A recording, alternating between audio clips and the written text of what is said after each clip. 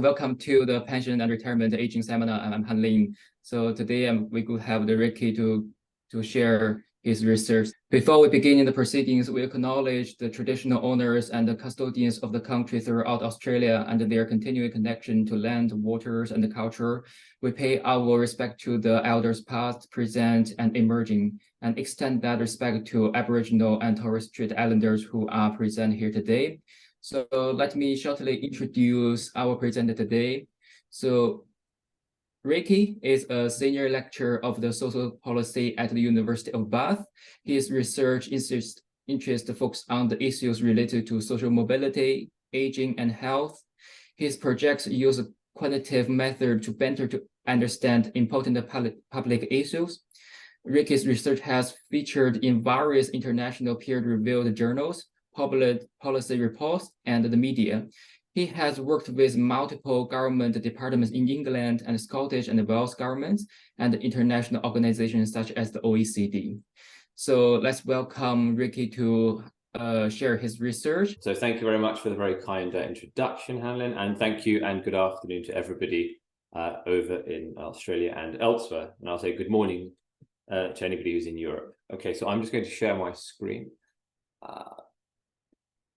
So I'm Ricky Kanabar at the University of Bath, and this is some joint research that I've been working on with Satu Nivelinen and Nora Janfeldt at the Finnish Centre for Pensions. So I'm going to explain to you what relabelling is, but essentially we are interested in evaluating a early retirement reform which took place almost 20 years ago now. And in particular, we're interested in one aspect which is not really that focused on in the literature, which is application behaviour and in behavioural responses more generally, using this as a very rich Finnish data, which we have access to. Normally, I would open and think, kind of motivate this in terms of thinking about older ages, labour supply, and ageing populations. But given the audience today, I don't really think that's needed. But what I will say instead is that the interest here is to better understand labour supply and more so just in general individual behaviour at older ages, but in the early retirement phase. So if you think about the policy context here, a lot of reforms which we think about, which are targeted at older ages, and when we're thinking about sort of retirement pathways, it's generally targeted at sort of the normal retirement age or sort of the first pillar pension eligibility age. But I think we should also try to focus on the sort of period immediately before that, because the effectiveness of any reform to NRA is sort of contingent on what people are doing in the period just prior to that. And there is some literature on this. And so we're trying to speak to that. And in that same context, there's also been a general sort of consolidation of these early retirement pathways. And Finland is a typical example. So if we turn back the clock about 20 years or so, there was a multitude of early retirement pathways. And the government at the time essentially wanted to consolidate these. So if I recall correctly, the NRA, so the normal retirement age in 2000 in Finland was 65, and the effective retirement age was 58, give or take. So there was a really big sort of policy push or consensus to say, look, we need to try to do something about this. We need to push up effective retirement ages. And so there was a range of different reforms introduced, and we're going to focus on one of those, and I'll come on to that reform in a moment. But the general consensus was to let's try and extend working lives. Okay. The second contribution or sort of motivation is to think about labeling as a tool, which is much less common, partly because it could be institution or country specific, but it's tied to social norms. And we know that social norms and cultural norms regarding particular retirement pathways are quite strong. And that's true across many OECD countries. We exploit this labeling, and as I said, I'll come on to what we define or think of as labeling in a moment in the Finnish context. And it's very nice because it gives us a natural experiment sort of setting. And there's only one sort of paper which we're aware of, which has done this, at least in Finland, which is Gruber, his colleagues, a couple of years ago. And that looked at labeling on the normal retirement age, which was also reformed, but in the latter 2000s, whereas we focus on the early 2000s. Right. So with that, all that aside, what do we find? We show that labeling or relabeling of a pension is actually has the ability to strongly influence application behavior and indeed award outcomes. Now, I just want to pause there. We focus on application behavior as our primary outcome of interest. Why is that? Because if you think of it from a policy perspective, we're interested in if a reform is made, how does that affect individual decision making? And individuals' decision is whether they apply for the actual award or not. Sorry, they apply for the actual pathway or not, rather than conditional on applying whether there's a successful outcome or not. Okay, that's obviously related to individuals' conditions. So we're interested in sort of, I'm not going to define it as the sort of the extensive and intensive margin, but just the sort of pure, out and out application decision. We do look at successful outcomes too, and we have data on that, but our primary motivator is to think about the sort of behavioral aspect and applying. As I said already, we are interested in the early retirement phase, okay? And that's principally because any reforms to normal retirement age, which might be at say 65, 66, 67 onwards, is contingent to some extent on what happens in the when individuals are in their early 60s. The final thing we're interested in is sort of fairness, equity, sort of efficient arguments. And so then if you think about the retirement literature, we're very interested in looking at treatment effects and how they differ across groups. And we also investigate that too. Right, so let's move on. I am conscious of the time. So there might be a few acronyms. So I have to be very honest here. I know not a single word of Finnish at all. My co-authors very kindly translated everything for me in the data set. However, I will make things hopefully relatively clear. IER is individual early retirement pension. Okay, so there was two main early retirement pathways in Finland in the early 2000s. Okay, so that's sort of the setting and where we are in sort of time. IER, which is individual early retirement pension, and ODP, which is ordinary disability pension.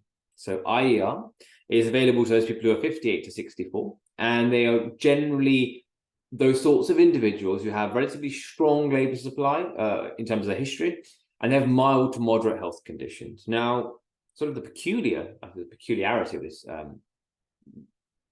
early retirement pathway is that there's no sort of clear-cut eligibility criteria.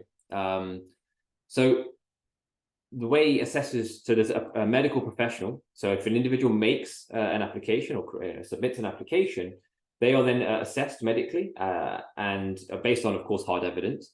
But what's sort of the key thing is the reduction in work capacity is assessed against their current occupation. So for example, let's just, if it was a plumber and he could no longer continue working for, could be, he may suffer some back injury, for example. If he can't continue working as a plumber, then he may well be eligible for IER, or in fact he would be. Okay, so it's again assessed against their current occupation, and it is for those individuals who are, say, in their late 50s, early 60s, in particular 58 to 64. Now, the ODP is the main other alternative early retirement pathway, and that's for people who are age 60 to 64. So it's for the whole working population essentially, but it's generally been perceived historically and is generally applied for by those people with relatively severe health conditions. Okay, and that for a full ordinary disability pension, you have to demonstrate hard evidence of a 60% reduction in work capacity. But the key point here is versus any occupation. So that same plumber I just mentioned, even though he couldn't continue working as a plumber, if he could work as doing some sort of other semi-routine job or a desk job, obviously with some training, he would not be eligible to claim ordinary disability pension. He would even with a severe health condition, he would have to go and work in another occupation. Okay, so this sort of distinction, and there's some evidence on this. Basically, the general sort of population perception was IER was considered an application route for those who are relatively well educated, have relatively strong working careers, and have mild to moderate health conditions. Okay, whereas ODP was generally seen as this sort of pathway, which is for those with relatively more severe health conditions. And I'm going to show you some sort of descriptive evidence in the pre-reform period, which demonstrates that quite clearly. Okay, there are a range of other early retirement pathways. I'm going to come on to those later. Just hold those in your mind for now. You can think of some of them as competing pathways. But as I say, just hold those other pathways in your mind for now. But they're the main two I wanted to discuss, okay? Because the reform is to IER. Now, I just mentioned very Ricky, can I Yes. just ask very quickly? So Yes. in your case, you kind of not looking at policies that impacts actually old age pension. Is that right? Like early retirement age to become eligible for the US Social Security pension, you know, at 62 or something rather than 67, which is the. So in your case, kind of you interested in these disability pensions, is that right? So that's kind of the reform that you kind of, the condition there is that you have to have some kind of impairment, some disability condition satisfy in order to kind of qualify for this additional payment. Is that so? It's, you're not comparing trade-offs in pensions, retiring early, accessing the payments with some penalty, let's say because of the earnings test, you know, compared to kind of retiring at the normal retirement age. So in your case, you're looking at these two specific. So exactly. So we're interested in. Sorry, I should have made that clear. We are interested in exactly a early retirement pathway, but not the standard one such that exactly you're subject to a penalty by, you know, for every month you retire before the normal eligibility date, you're penalised by a certain percentage. Now that is true in the standard first pillar ordinary disability pension. Sorry, ordinary pension in Finland. We're not concerned about that. No, we're concerned about. Basically, those, as I said, I tried to motivate at the start, there was this multitude of different early retirement pathways, and policymakers were generally concerned about people claiming some of these benefits, which possibly they may well, in the case of IER, they may have, for example, continued working, and there was this general, as I say, the effective retirement age was far below the first pillar eligibility age, so there was a general shift upwards. So no, our interest is not the standard sort of ordinary disability pension, ordinary pension, which is eligible at 65, and you could claim at 60, for example, but you'd get a huge penalty to the point where if you claimed at 60 for the ordinary pension I'm talking about, so if you claim 5 years early, you'd lose a permanent reduction of about 25%, if I remember correctly, you're 24%. So yeah, no, we're not interested in that at all. Does that answer your question? I'm going to take silence as a yes. Okay, so back to the presentation. As I said, we have these two reforms which we're interested in, which as they are specifically disability or health related. And as I said, IER was available to those individuals who had relatively more mild to moderate health conditions. And so you can sort of see that. Those, I'll come on to that, sorry. The other characteristics IER applicants have are they are generally more high educated. So as you can see here, the proportion of the individuals who apply for IER is about double in terms of having a tertiary level education, okay? And the proportion, for example, upper level employees, again, is much over 50% higher. So a lot sort of more, I think of advantaged, or maybe more just, you know, occupying certain parts of the labor market. Let's think about it like that, okay? Also, in terms of the earnings, just average earnings in euros, you know, there are, of course, large, you know, confidence intervals around these estimates, of course, is just descriptive, but generally speaking, those individuals who are applying for IER are generally earning more too, you know, in the year before they apply. So whilst the age difference isn't very, you know, is similar, there are some observational differences across these two application groups, okay? So this is quite nice because, you know, we have we have some data on some of the, you know, interesting things, you know, the characteristics of applicants who apply for these sorts of programs. So that's what I mean about, you know, when you think about these applicants, these two types of programs, there are some distinctive differences. And in the same way, if you think about how the application process works, so individuals apply, they are then assessed by you know, with hard evidence. There's also an insurance company which is involved, and so inside the insurance company there sits medical assessors too. And so we have the information back from the pension company too. Sorry, the insurance company too. So the insurance company will actually state amongst those successful applications, or even those who are rejected, you know, why were you successful or why were you rejected? Okay, so I've just included, this is just a, you know, a short summary of some of the details in the paper, but the main you know, the main reason actually, the main difference is you can see that for those in IER, the proportion says no eligibility for pension due to insufficient working career is much lower. Okay, so even though you're applying, you're rejected on the grounds of not having a sufficient working career. Well, that's much lower amongst those people who are applying for IER. And it's a lot higher amongst those people who are claiming ordinary disability pension. Okay, so a lot of the reductions here are because there's not a sufficient reduction in working capacity in the case of IER, whereas only about 60-ish% is that true for people who claim ODP, precisely because people who claim the ordinary disability pension have more severe health conditions. So again, some distinct differences. Also, the insurer will also highlight what the actual medical condition was. And so you can see the people who are successfully awarded a disability pension. In the case of ordinary disability pension, a higher proportion of the individuals have tumors of some kind. You could think possibly cancers or issues related to diseases of the cardiovascular system. Whereas that's not true to the same extent amongst those who have who are successful in applying for individual early retirement pension.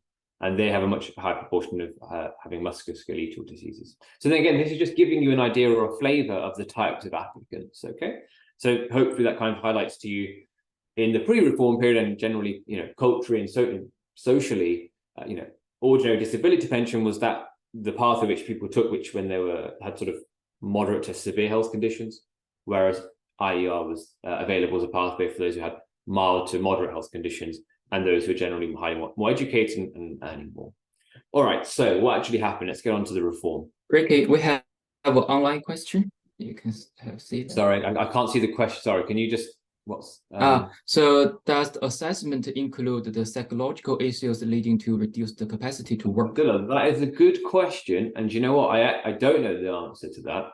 I actually don't. So I'm going to be very transparent. I don't know the answer whether it includes psychological. I'm assuming, though, I know that they have in-person, face-to-face meeting with a medical assessor, and they also have to submit hard evidence. So if people want to apply, they need to have objective evidence. So if the reason why somebody's not able to work to the same extent as before is related to psychological, then I'm assuming they do. There was a other category as well. In that I'm only showing you that summary table I just showed you is a much shorter version of what's in the paper. So I can't answer that right now whether psychological issues are another category. I'll have to double check the paper and then just have a look at the data. So I can't answer that right now. I'm going to move on, again, conscious of time. So the reform.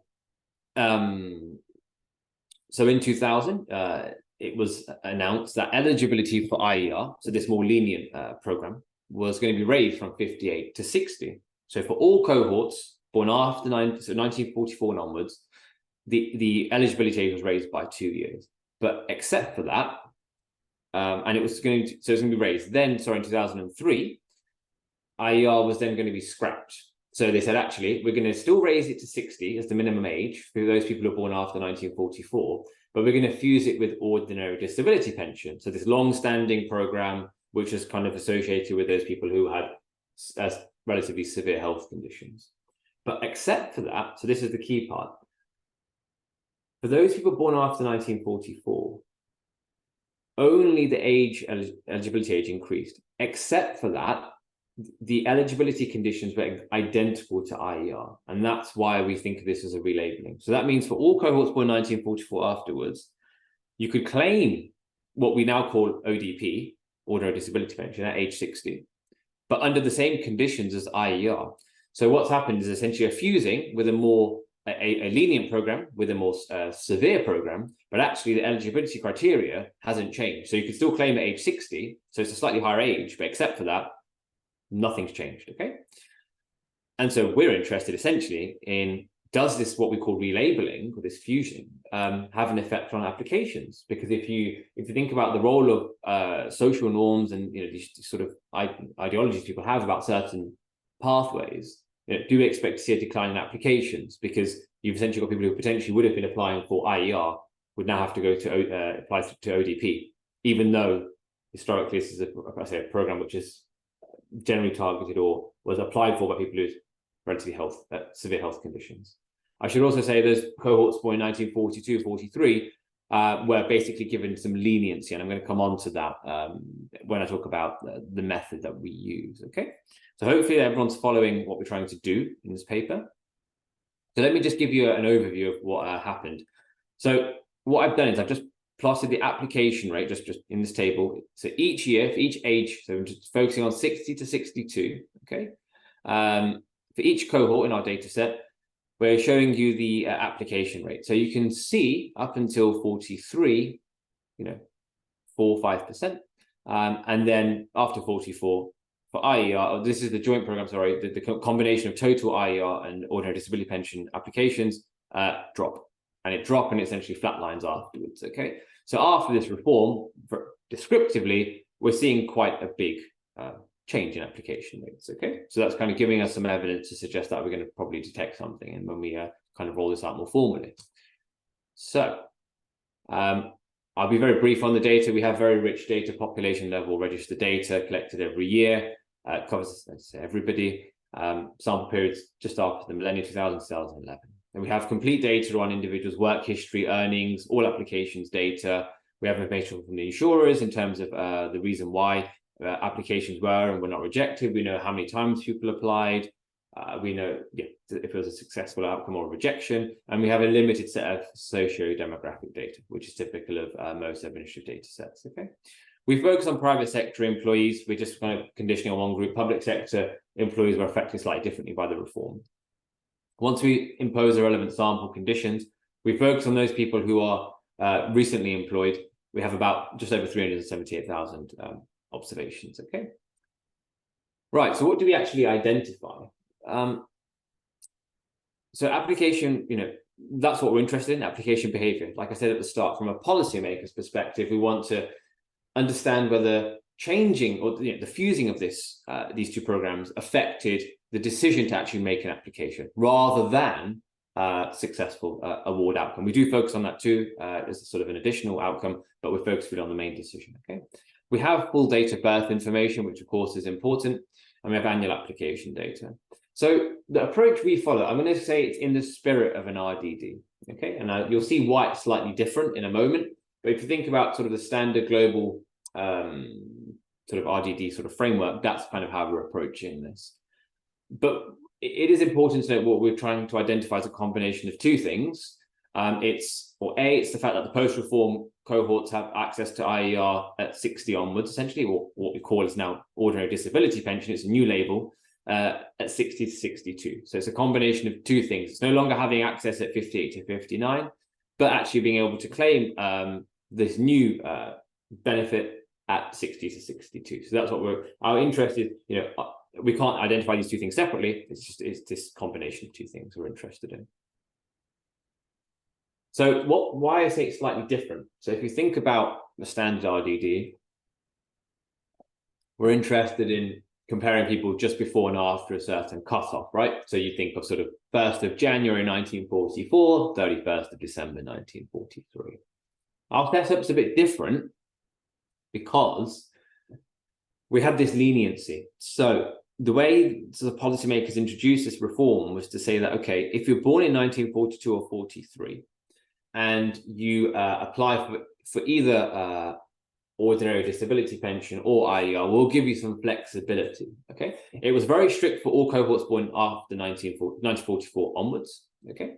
And, 1940, 1941, they had kind of very clear criteria because of when the reform was introduced in terms of ages. But these 1942 and 1943 cohorts had some kind of flexibility, okay?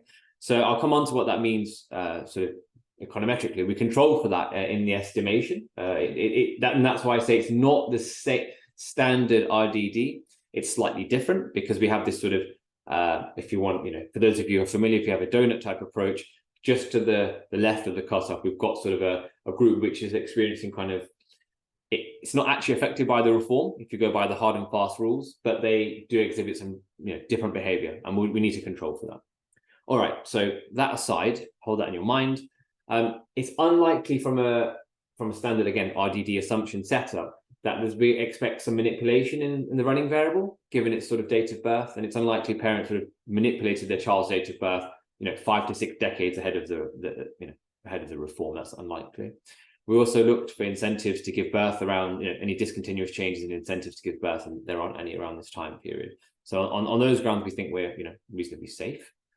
So in terms of estimating the reform effect, what are we interested in? Well, we're interested in over here, the outcome is that making an application to this new joint or the total of IER ODP, or this joint program in the post-reform period at any given year. So our base group, who we're comparing the reform effect to, is those individuals who were born in 1940 and 1941. Okay, for them it's very clear what the eligibility criteria is in terms of the ages.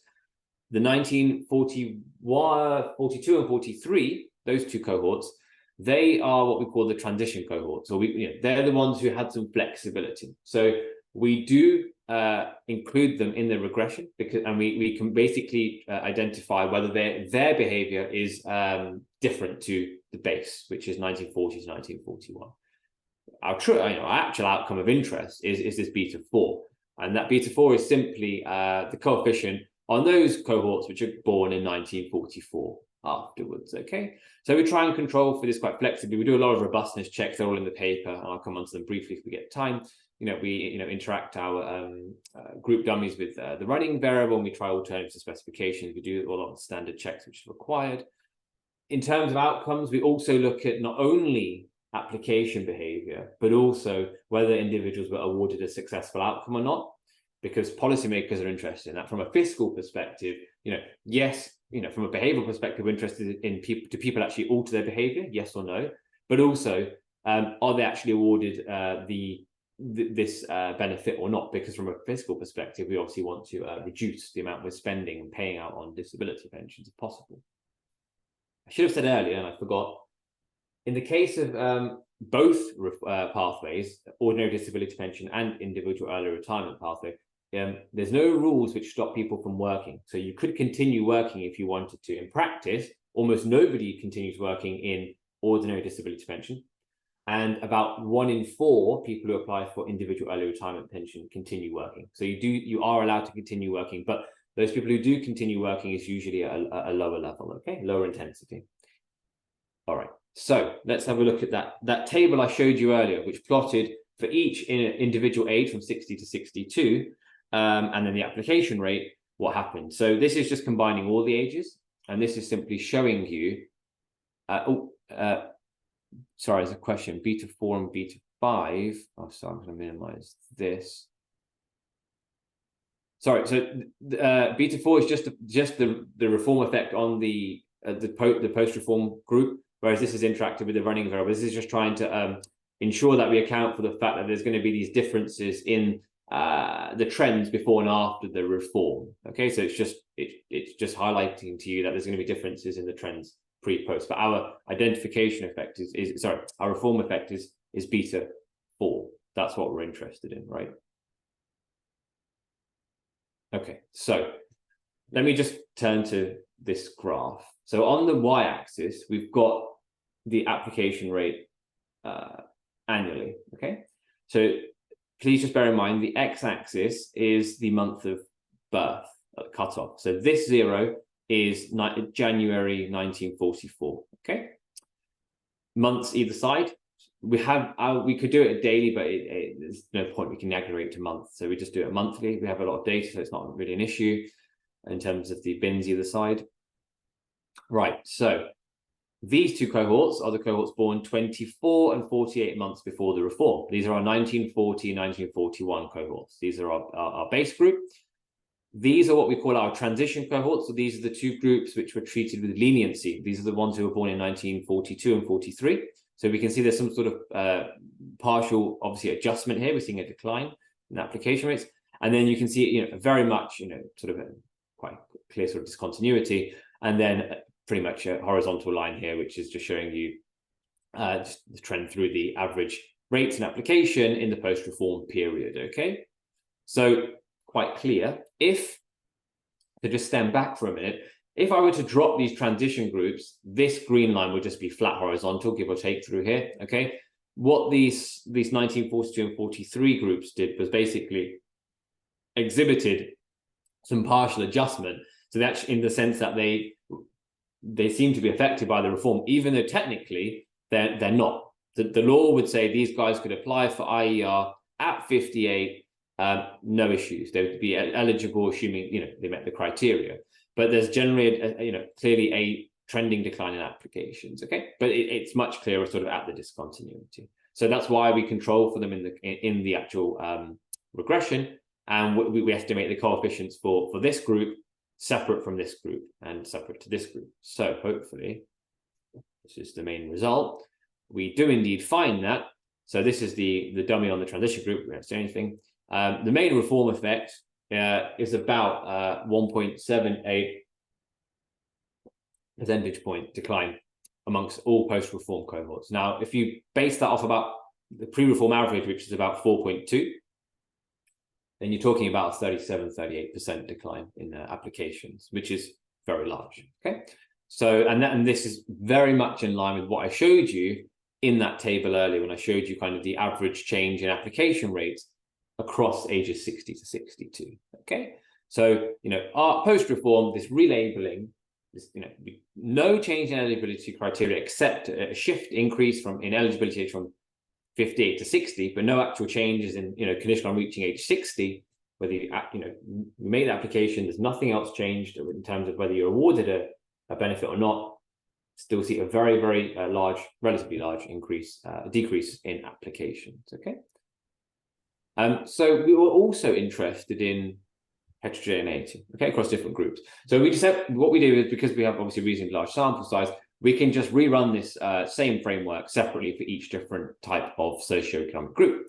So we don't see not huge differences in terms of status or gender, but we see this quite large distinction between those who are relatively well educated and those who are relatively not well educated. Okay, so these people are with essentially below tertiary education.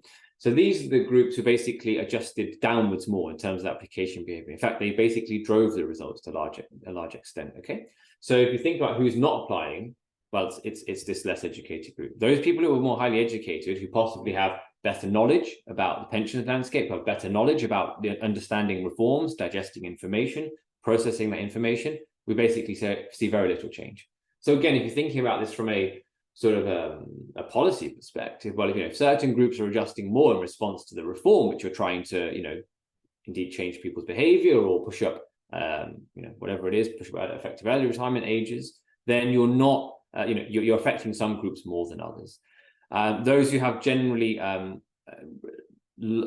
stronger labour force attachment, lifetime labour force attachment, were also more likely to adjust downwards as well. Okay, so that's some sort of heterogeneity across different groups. So there are main results. We do a bunch of robustness checks. We think about manipulation, as I say, discontinuity, disincentives. Didn't find much. We do standard F-test approach for kind of thinking about optimal specification. Standard tests like looking at key covariates against a running variable, there's no discontinuities. Sample composition, one person said to us, well, actually, if you've got a higher proportion of people, healthier people in the control, because remember, we're comparing people at 60 to 62, right, in the treated group, and we're comparing that against people in the control group who are 60 to 62. But remember, people in the control group could have also applied for IER at 58 to 59. So you might say, well, actually, you're not comparing the like with like. So what we did was we reran everything, but we just based on a single condition of being employed at 57, so nothing else, ran our results. We find basically almost identical results. We also had a look at non-parametric regression discontinuity. So Caliendo and his co-authors have a bunch of Stata packages and R packages which look at trying to estimate things a bit more precisely. And obviously we have the sample size to do that, and again, the results are almost identical. Okay, and even with all the different types of specifications you can run with those sorts of packages. The other thing to consider is macro effects. So in the early 2000s, Finland had let me now think which way is it round.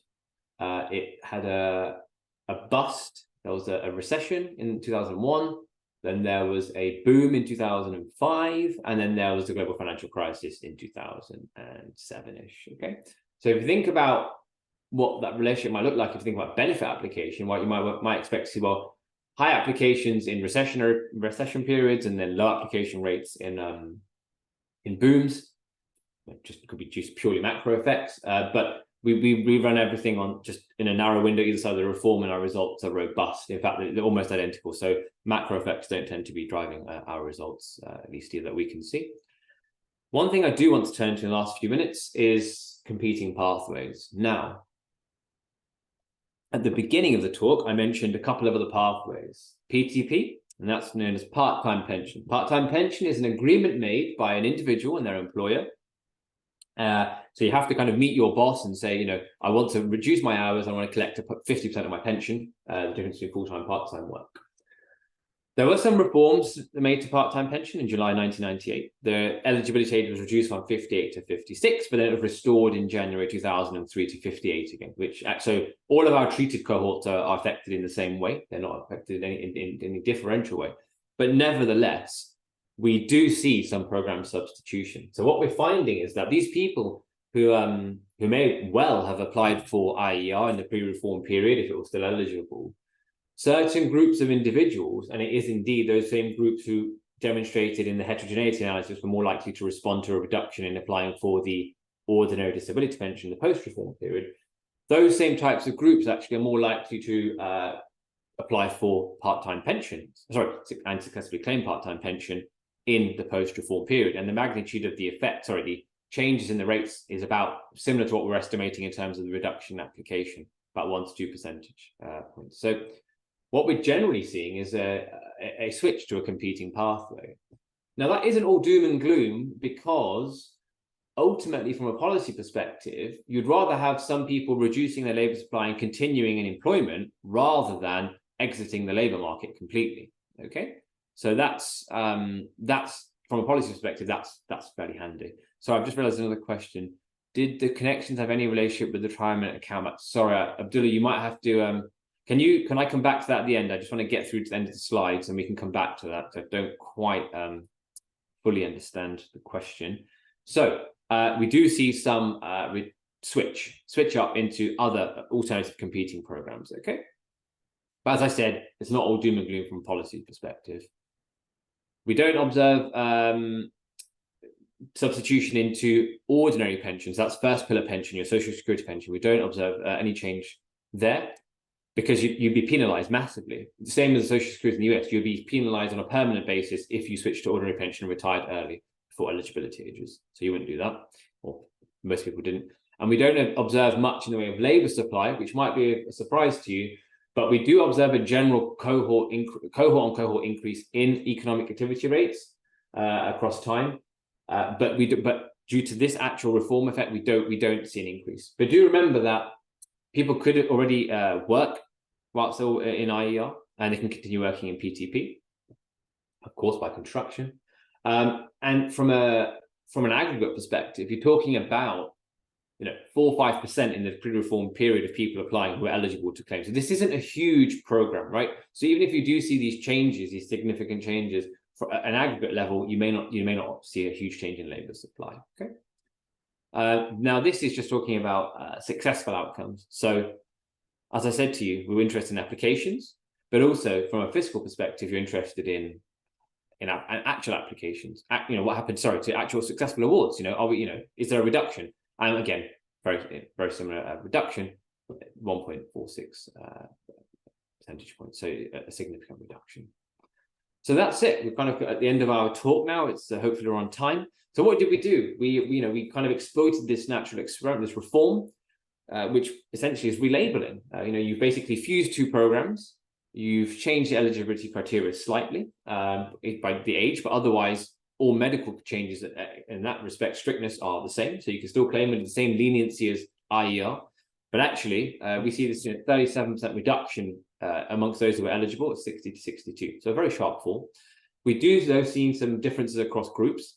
So those who are more lower educated and those with stronger lifetime labour market attachment are more likely to respond. Okay. Now, the former group, those with stronger lifetime labour market attachment, are those who were applying in the pre-reform period for IER. Think about those descriptives I showed you about sort of earnings and portion of the labour market of the potential working life. The lower educated, that's a policy concern because you need to understand what those groups are doing. Indeed, even if you do alter eligibility criteria for certain groups, those who are lower educated tend to have on average lower pension wealth. They might be, for example, in poorer health. They might be in more, manually intensive occupations. Increasing work for everybody isn't always right. Okay, so we need to think about, if from a policy perspective, are we targeting in the right way? But is this reform working in the way we expected it to? We did also, though, document alongside applications. That was our primary policy response. A similarly large fall amongst those who are awarded these awards in the post-reform period. And we also do note the relevance for substituting away to part-time pension, which again, from a policy perspective, isn't all doom and gloom. People are staying in work, at least on a part-time basis. They're collecting half their pension, they're not collecting a full pension, and they're not completely, there's not complete cessation of labour supply. So a couple of sort of policy things to think about. Clearly what we're trying to show or demonstrate here is reforms to early retirement pathways do affect people's behaviour. That's pretty obvious. That's clear, at least from the findings.